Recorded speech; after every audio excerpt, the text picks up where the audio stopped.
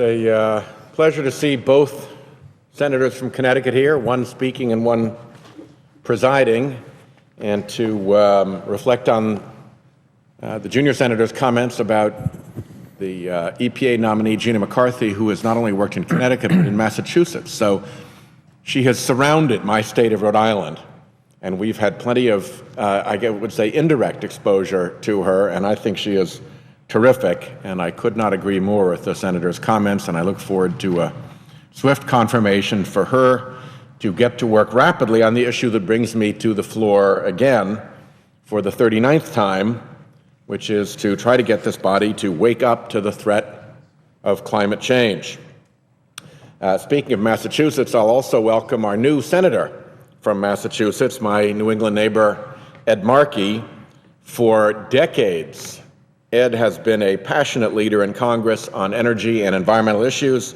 He's been a true champion on climate change, and he and I serve as co-chairs of the bicameral task force on climate change, along with our colleagues Representative Waxman and Senator Cardin. So I really look forward to continuing to work alongside now Senator Markey to forge common sense solutions to the crisis of climate change. We need common sense in a place where the barricade of special interest influence has blocked action on climate change, and where even the debate itself is polluted with falsehood and fallacy and fantasy. Look no farther than the Republican response to the announcement last month of President Obama's National Climate Action Plan. The president described in his speech some of the overwhelming evidence that our planet is changing. The 12 warmest years in recorded history have all come in the last 15 years, he said. Last year, temperatures in some areas of the ocean reached record highs, and ice in the Arctic sank to its smallest size on record, faster than most models had predicted it would. These are the facts. That's what the president said. Here in the Senate, the president's facts were challenged. Those aren't the facts, Mr. President, flatly replied one of my Republican colleagues. It's not even true. So let's look. Where were the facts and where the falsehood? Well, according to NASA, the president had the facts right on warming. Indeed, he may actually have understated the severity of global warming. In fact, the 13 hottest years on record, the red ones, have all occurred in the last 15 years. The 13 hottest years on record have all been in the last 15 years. And I remind my colleagues that NASA is the organization that right now is driving a rover around on Mars. We might want to consider that these are scientists who know what they're talking about. As to ocean temperatures, the other part of the president's assertion, NOAA says, and I quote, sea surface temperatures in the Northeast Shelf large marine ecosystem during 2012 were the highest recorded in 150 years. The president's facts were right again. And this chart from the National Snow and Ice Data Center at the University of Colorado shows, just as the president said, the 2012 yearly sea ice melt in the Arctic smashed previous records. Furthermore, the data center confirms that, and I'll quote them again, ice extent has declined faster than the models predicted. So, in the contest between fact and falsehood, the president was completely accurate on his facts. And facts, as John Adams said, are stubborn things. not to be easily brushed aside for convenient falsehoods. So falsehoods, fallacies, and fantasies. Let's go on to a fallacy. My Senate colleague warned against accepting what he called, I'll quote, the extreme position of saying that carbon dioxide is the cause of climate change or of global warming. And he suggested that carbon dioxide can't be a threat because it's found in nature. We exhale it. Well, that's a fallacy, an incorrect argument in logic and rhetoric, resulting in a lack of validity, or more generally, a lack of soundness. That's the definition of a fallacy.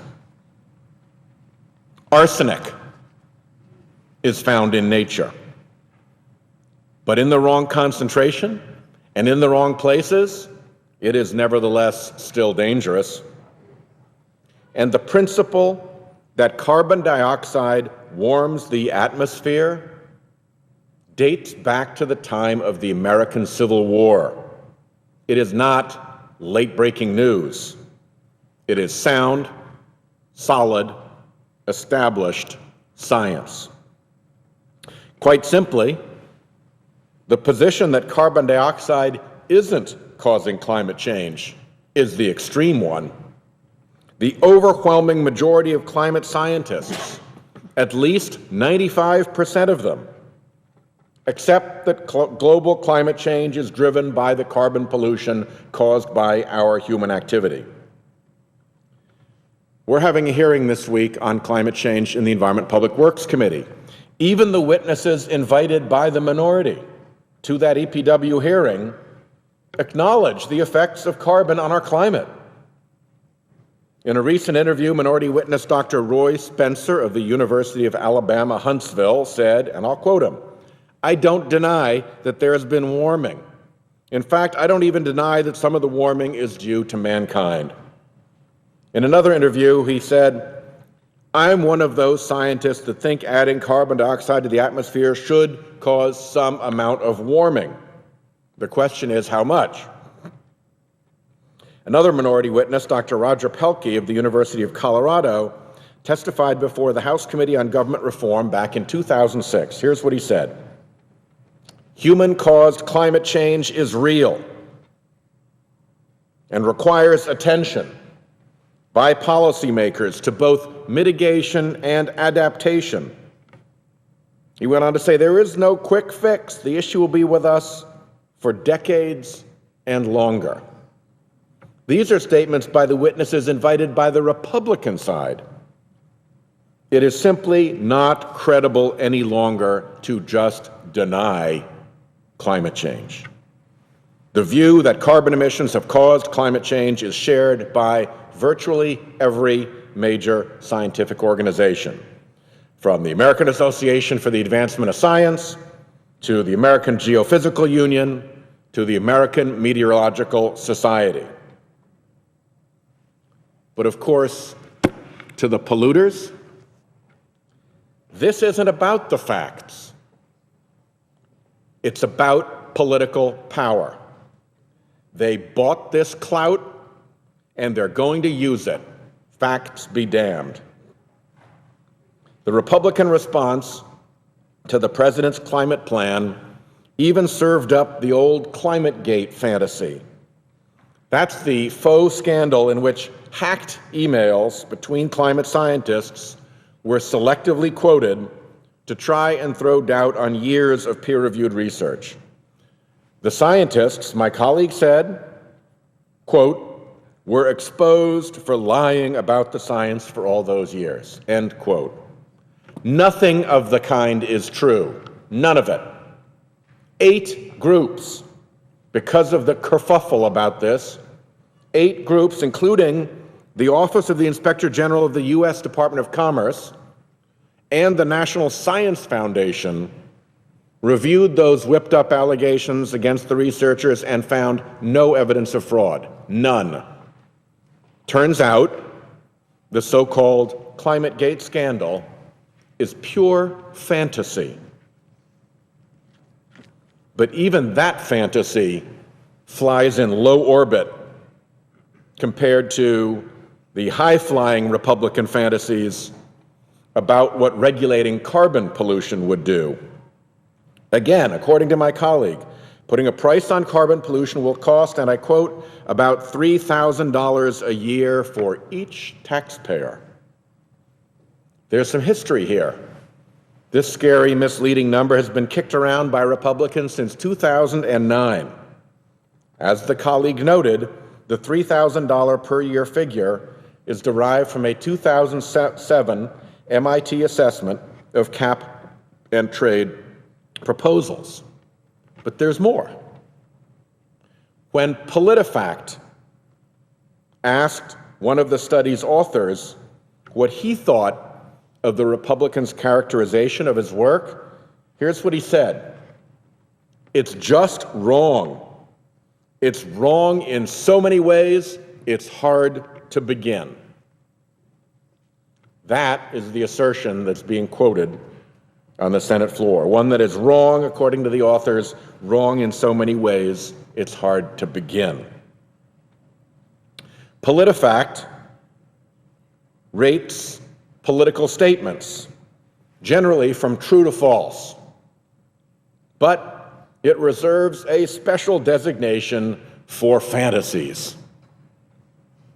PolitiFact, all the way back in 2009, gave these comments that very special designation: pants on fire.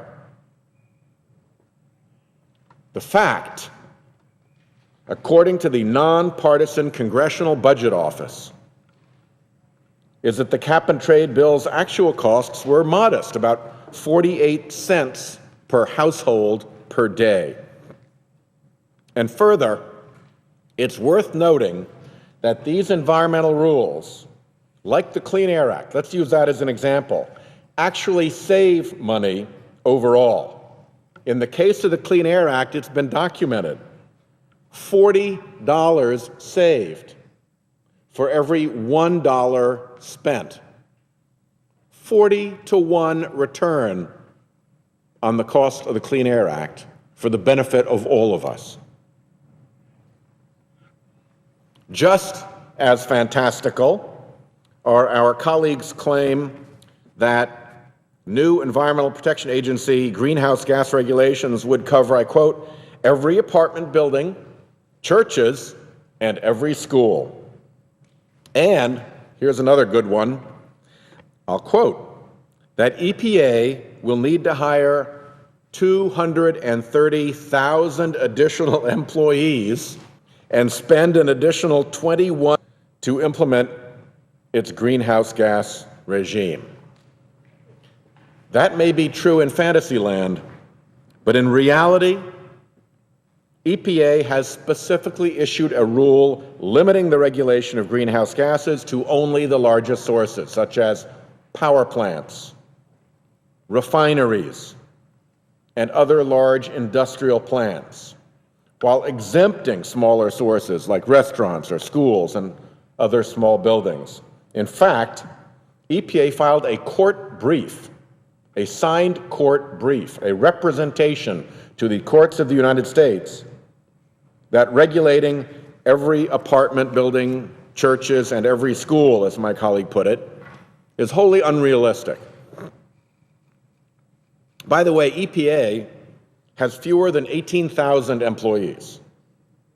It has fewer than 18,000 employees. To add 230,000 new employees, it would have to increase its workforce by 1,300%. Really? If EPA had 230,000 employees, it would be equivalent to the 20th largest corporation in the United States. It would be larger than General Motors and Walgreens. And in fact, back here on Earth, this claim has been evaluated when it was made by other Republicans by PolitiFact. And those similar statements received a rating of false. Mr. President, I applaud the President for courageously taking the lead on protecting the American people and the American economy from the devastating effects of carbon pollution on our oceans and our atmosphere. I hope that my Republican colleagues would consider the differences between the administration's regulatory approach and the market-based solutions we could implement through bipartisan legislation.